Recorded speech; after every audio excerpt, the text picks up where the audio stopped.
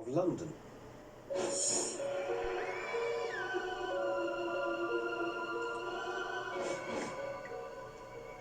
In a shocking video, an elderly Trump supporter is assaulted by protesters. Take a look.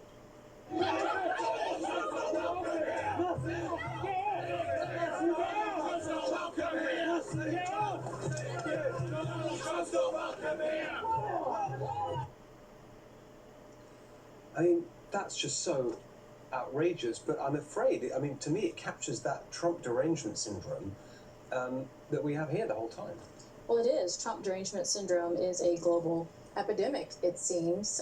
You know, the lunacy of the left, it seems like the more Donald Trump is successful in winning for this country, the worse the Trump derangement syndrome gets. And it's been quite fascinating to watch. But when you see things like this, and YouTube is littered with things like this, these are just the ones that we see. So my heart goes out to people who support Donald Trump and what he's trying to do for our country. And as we've seen, the world is somewhat of a mirror.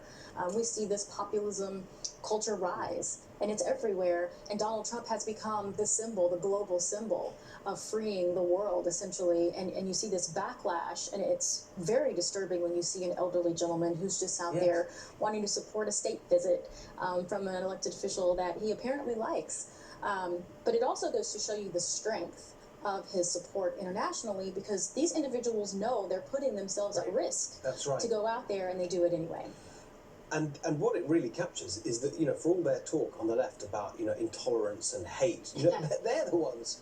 Remember the Covington Catholic boys, who that was on every mainstream media headline for days and days and days, was that boy with the Trump hat looking at the elderly Native American gentleman, and that was supposed to be the biggest thing. Trump supporters are so vile, and then it turned out to be untrue.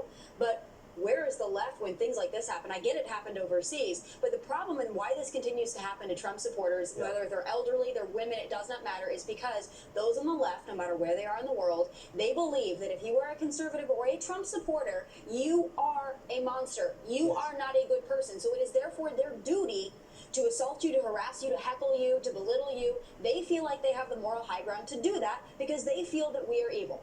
It's right, isn't it? I mean, this is really different from anything that happened just, you know, in the old, because you were a Republican or a conservative.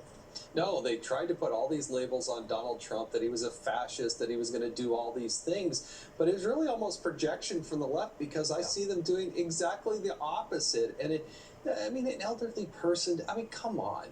When you can't win the argument, then they start to resort to other types of things like physical pressure and yelling and screaming at people. And it's really started the day Donald Trump got elected, and it hasn't slowed down since.